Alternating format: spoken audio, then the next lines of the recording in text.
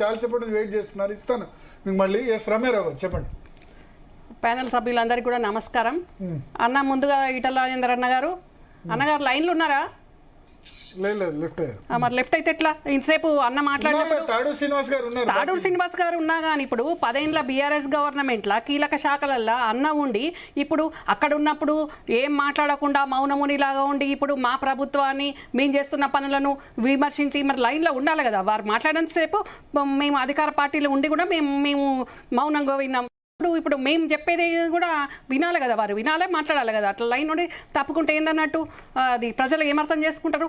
మరి గత 10 సంవత్సరాల కాలంలో ఎన్ని ఆక్రమణలు, ఎన్ని అన్యాయాలు, ఎన్ని కబ్జాలు, ఎంత ఇబ్బందులు జరిగినాయి అనేది ప్రత్యక్షంగా వారి దగ్గర నుండి చూసిండ్రు.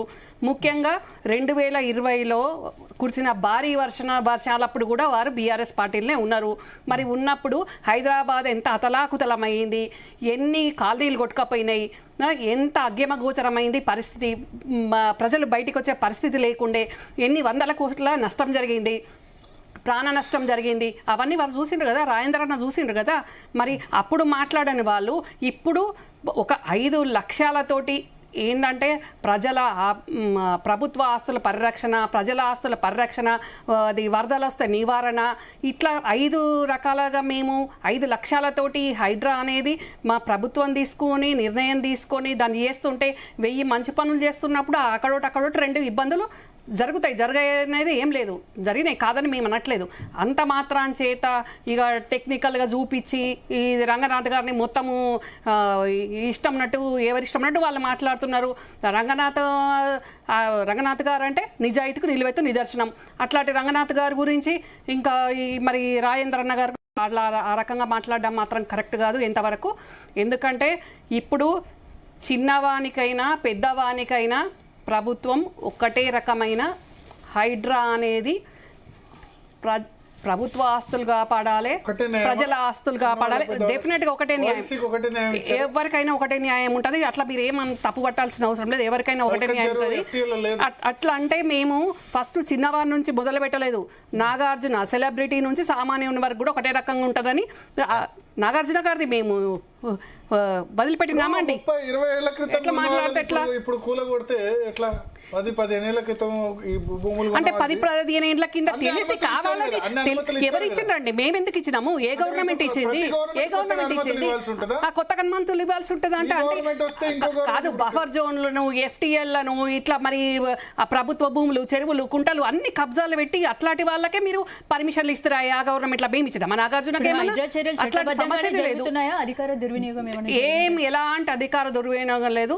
చాలా ఫేర్ గా, చాలా ట్రాన్స్పరెన్సీగా, చాలా మంచిగా జరుగుతుంది. కాకపోతే 1-2 ఇబ్బందులు జరిగి ఉండొచ్చు కాదని అనట్లేదు.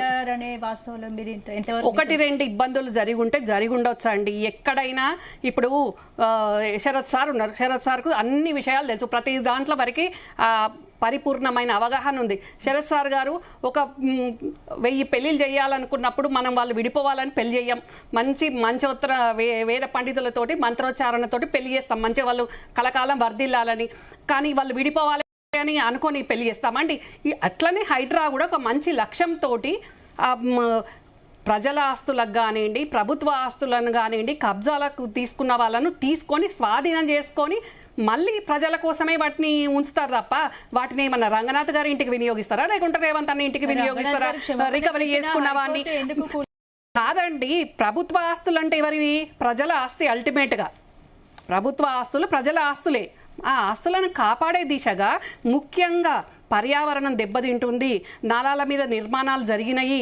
మరి వర్షాలు వచ్చినప్పుడల్లా నాలాలు లేక నీళ్ళని రోడ్ల మీదకి వచ్చేసింది, డ్రైనేజ్ అస్తవ్యస్తంగా ఉంది. ఇన్ని రకాల ఇబ్బందులు ఉన్నాయి కాబట్టి వాటిని దృష్ట్యా వాటిని ఏ రకంగా చేయాలనే దాంతో ప్రభుత్వం తీసుకున్న నిర్ణయం హైడ్రా అనేది. దానికి రంగనాథ్ గారు లాంటి సిన్సియర్ ఆఫీసర్ను మేము పెట్టి వారిని ఉంచి నడిపిస్తున్నాము. దాంట్లో ఇక మరి కొడుగుడ్డు మీద అవునండి ఉండొచ్చు, మేము లేదు అని అనట్లేదు. రంగనాథ్ గారు కూడా దానికి ఆన్సర్ చేస్తారు డెఫినెట్గా. అంత మాత్రం చేత మరి అట్లంటే ఈ రాష్ట్రంలో కానివ్వండి, దేశంలో కానివ్వండి, ఏ ఒక్కటి లేకుండా, ఎలాంటిది లేకుండా పరిపూర్ణంగా ఎవరన్నా ఏ మనిషి అని ఉంటాడా?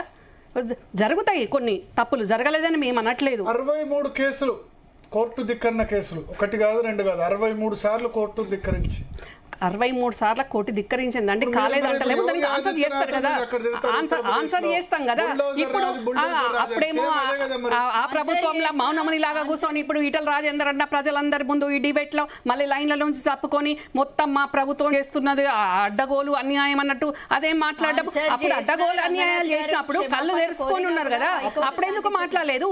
అప్పుడు మరి మొన్ననే నా దృష్టికి వచ్చింది భరత్ గారు, ఒక 15 రోజుల కిందనే ఆ గవర్నమెంట్లోనే, మా గవర్నమెంట్లో ఇప్పుడు కూడా కాదు, ఒక అగర్వాల్ది ఆయన పాపము అల్యూమినియం బిజినెస్ అయినది, జిందాల్ ఫ్యామిలీకి సంబంధించిన ఆయన ఫ్యాక్టరీని అడ్డగోలుగా వివేకానంద వీళ్ళే బీఆర్ఎస్ వాళ్ళు అందరు దగ్గరుండి 500 మంది పోలీసులను పెట్టుకొని వాళ్ళను భయభ్రాంతులకు గురి చేసి నెట్టేసి మొత్తం డెమాలిష్ చేసి వాళ్ళ ఫ్యాక్టరీని అడ్డగోలుగా చేసి మరి అది ఇప్పుడు హైడ్రానా మరి అది ఎదుగు చేసినట్టు దేనికి చేసినట్టు కోర్టుకు వెళ్ళాలి కదా.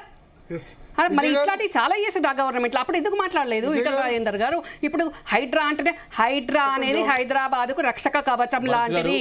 హైడ్రా చేసిన చాలా మంచి పనులు ఉన్నాయి. మిత్రులందరూ కూడా పెద్దలకు ఇంతకుముందు మాట్లాడినటువంటి గౌరవ పార్లమెంట్ సభ్యులు ఈటల రాజేందర్ గారికి, అదేవిధంగా మిగతా మన శరత్ అన్న గారికి, బీజేపీ మిత్రుడు సీనన్న గారికి, అక్కకు అందరికీ కూడా నమస్కారాలు. జీ తెలుగు ప్రేక్షకులందరూ నమస్కారాలు. ఈరోజు తెలంగాణ రాష్ట్ర హైకోర్టు ఒక సంచలనమైనటువంటి తీర్పునిచ్చింది. దాన్ని బీఆర్ఎస్ పార్టీ మనస్ఫూర్తిగా స్వాగతిస్తూ ఉంది.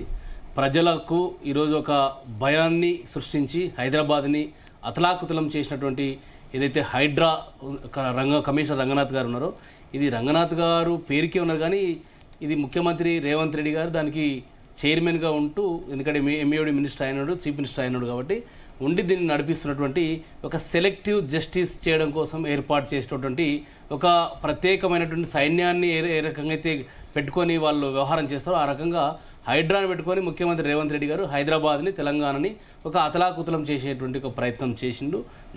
గడిచిన 2.5 సంవత్సరాలుగా, అంటే ఇది దాదాపుగా జివో 99 అనేది 19/7/2024 రోజున ఏర్పాటు చేసిన జియో ద్వారా ఏర్పాటు చేసినటువంటి ఒక వ్యవస్థ. ఇది జనరల్గా దీని ఉద్దేశం ఏంటి? చెరువులను, ప్రభుత్వ స్థలాలను, లేక్లను పరిరక్షించడము లక్ష్యంగా వీళ్ళు అనాథరైజ్డ్ స్ట్రక్చర్ని డిమాలిష్ చేయడం కోసం ఏర్పాటు చేసుకున్నారు. అంటే కబ్జాలు పెట్టిన వాళ్ళను, ఆక్రమణలు చేసిన వాళ్ళకు లేదా హైడ్రా అనేది అంటే ఓన్లీ చెరువులు, నాలాలు వీటి కోసమేనా? ఏం మాట్లాడుతున్నావు తమ్ముడు నువ్వు? రాజకీయాలు మాట్లాడతావు. ఈ హైడ్రా కూడా ప్రజల కోసం పట్టదాన్ని పట్టుకొని. భరత్ గారు, ఇది ఇరిగేషన్ శాఖ డిపార్ట్మెంటు జిఓఎంఎస్ నంబర్ 168ని 2012 ఏప్రిల్ 7వ తారీఖు రోజున జివో ఇచ్చింది. ఆ జివోలో క్లియర్గా మెన్షన్ చేయబడింది. ఏమని మెన్షన్ చేయబడింది? Shall apply to the building activities the areas of filling in Hyderabad metropolitan city and all urban development authorities and all municipal corporations, all municipalities, all nagar panchayats, gram panchayats also and sedges also. ఈ రకంగా ఈ ప్లేసెస్లో ఎవరైనా unauthorised structure చేస్తే demolish చేయడానికి చట్టం ఉంది, GO ఉంది.